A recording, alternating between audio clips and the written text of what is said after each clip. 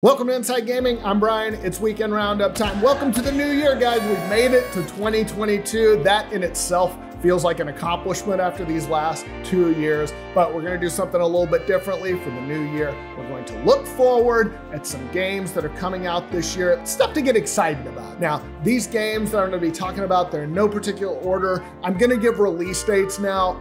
Obviously, they're subject to change.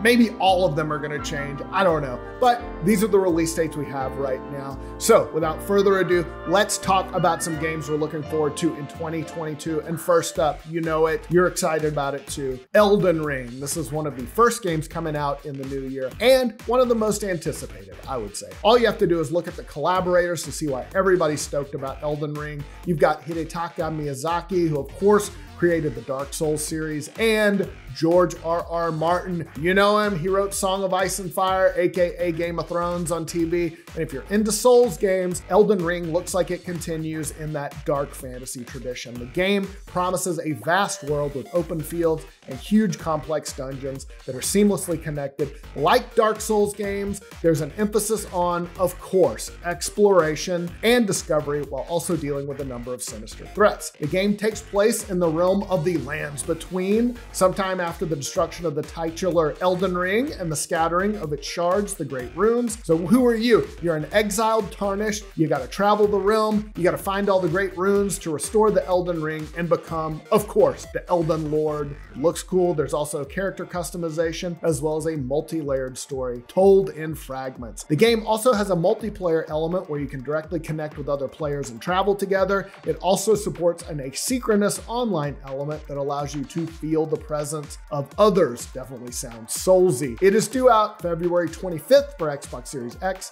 Xbox One, PlayStation 4 and 5, and the PC. Up next, Pokemon Legends Arceus, which is a departure from the traditional Pokemon games. It's set in a bygone era of the Sinnoh region's history when it was known as the Hisui region, long before the events of Pokemon Diamond and Pearl. The objective is to create Hisui's first Pokedex, and of course, the mythical Pokemon Arceus will play a major role. As a player, you can capture Pokemon directly in the overworld immediately without going through a battle, and you can engage in battle by releasing Pokemon you previously captured near a wild Pokemon. There are base camps positioned in the overworld that assist you in many ways. Aside from serving as places where players and their Pokemon can rest, this is where players can report to Professor Laventon about their results. Oh, and for the first time, a player character can now take damage directly from wild Pokemon and from falling from high places. If you take too much damage, you'll black out and you'll lose your items in your bag. Now, there has been some controversy over whether or not this game is open world. Lots of players got the impression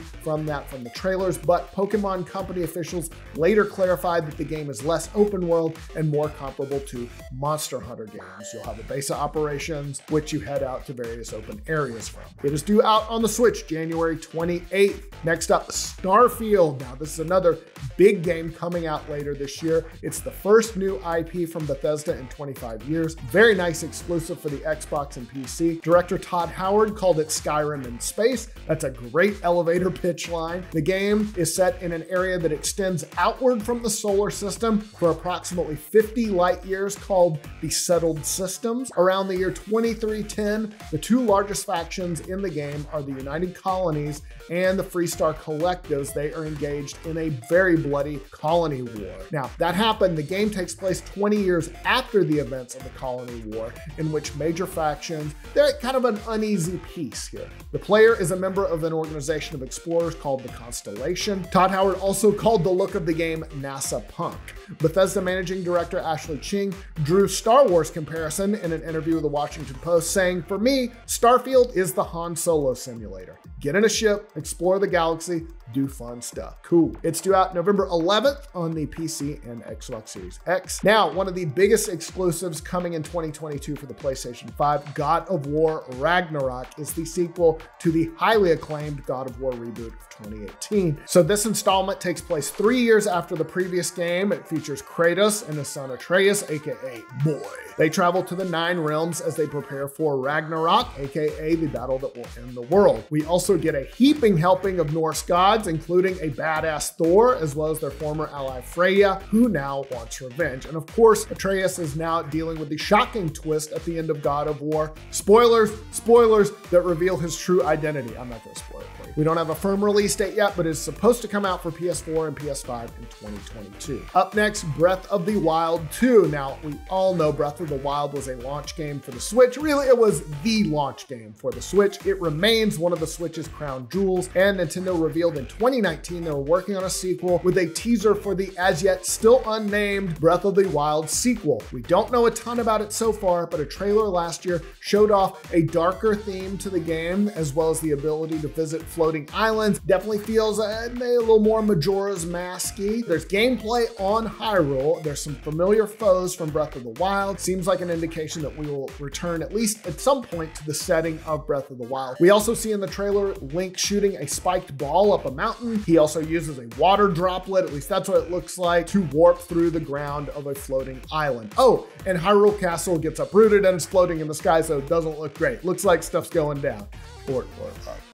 I'm sorry. No firm release date yet, but is supposed to come out for Switch in 2022. So this year is going to be a big year for sequels for Sony, and Horizon Forbidden West, like God of War Ragnarok, is a sequel to a smash hit game that came out a few years back. In this case, Horizon Forbidden West follows the breakout success of Horizon Zero Dawn, the new IP from Guerrilla Games that took the world by storm in 2017. Great game. Like the original, Forbidden West will follow Aloy as she traverses a post-apocalyptic world that is teeming with dangerous machines.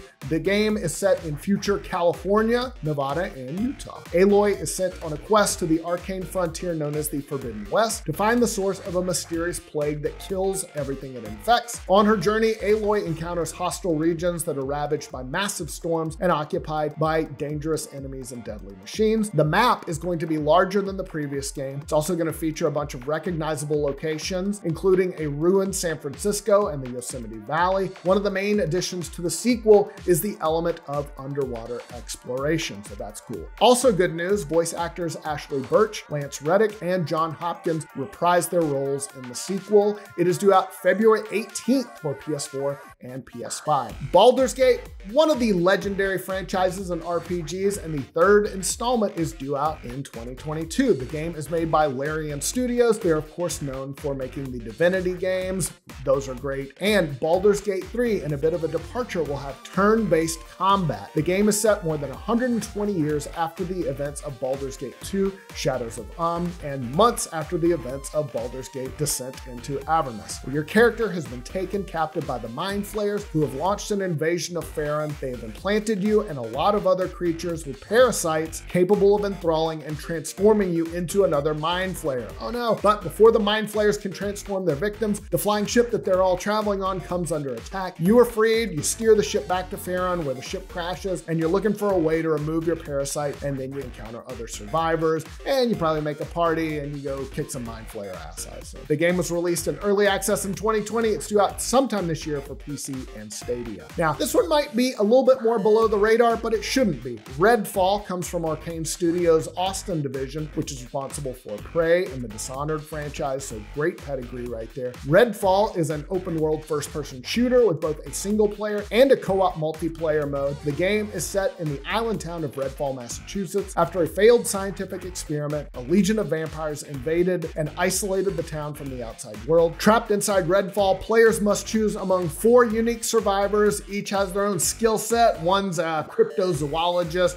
one's a telekinetic student, one's a combat engineer, one's a supernatural sharpshooter. All sound cool. And you gotta slay all your enemies. Arcane's creative director Ricardo Barr says the game will continue the studio's tradition of making each game different from the last, but it's still gonna focus on deep world building and inventive game mechanics. This is an Xbox Series X and PC exclusive, due out in the summer of 2022. The venerable racing game Gran Turismo returns with Gran Turismo 7. This one's another PlayStation exclusive, of course, from its longtime developer Polyphony Digital. This was originally scheduled to release last year, but like a lot of games, it was delayed because of COVID. In an interview last year, series creator Kazunori Yamauchi said the developers will focus on fine-tuning the classic Gran Turismo experience, adding, "I think the next title that we're going to create will be a combination of the past, present, and future." The current list of available vehicles has over 400 machines, but we still don't have a full list of tracks yet. We do know it's going to bring back the Gran Turismo simulation mode, and other classic features returning will be traditional racing tracks and vehicles, special events, championships, driving school, tuning part shop, used car dealership, and GT Auto. On the newer end of things, it'll keep the new GT Sport mode,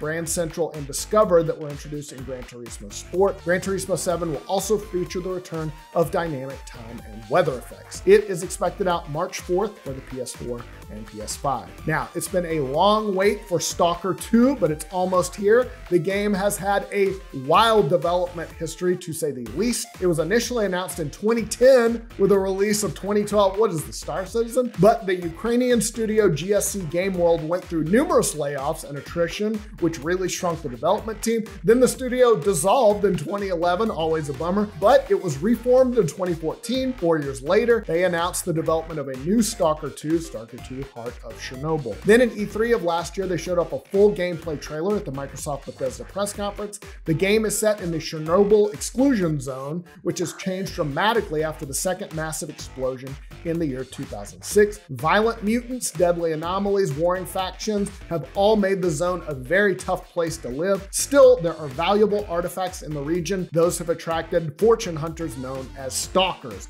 You, of course, are one of those stalkers. You're exploring an open world that's, of course, highly radioactive and post-apocalyptic as you make your way through a branching story. It's due out April 28th for Xbox Series X and PC. So there you go. Those are some of the biggest games we're looking forward to in 2022. Looks like a good one. Did we leave something out? Let me know in the comments. I'll tell you why you're wrong. Just kidding. You will definitely tell me why I'm wrong, and that's cool. I hope you're having a good new year, and we'll see you soon.